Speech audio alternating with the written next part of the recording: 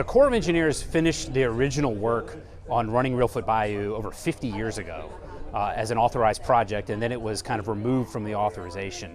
And today we're putting it effectively back into the authorizations for study. But we've certainly turned a major corner, and I'll tell you why.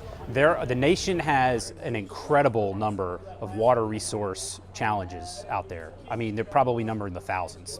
And a very few of those reach the point where they've been authorized for study. The purpose of the study is to restore fish diversity within the channel, create or enhance habitat for the bald eagle population around here, and also for the migratory waterfowl that use this channel as a transportation route during the wintertime. A project like this is important because it's kind of a keystone piece to the whole system.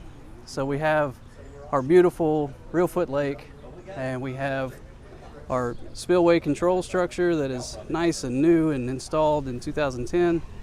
And we have our channel, which is in need of some maintenance. It needs some capacity and some habitat. And it really is the piece between the lake and the Obion River. And if it's not functioning optimally, it affects everyone along the way. So we have multi-states, thousands of acres of farmland who rely on this drainage to function correctly. Over the next 2 or 3 years, we're going to study all the alternatives. We're going to weigh the pros and the cons, the costs and the benefits, and make sure we achieve all the objectives, and we're going to make sure that that's done in line with policy and law. Once we're done with that, this report is going to get signed by the Chief of Engineers, and it's going to go to the Congress. And then we will ask the Congress to authorize it as a project and give it money for construction.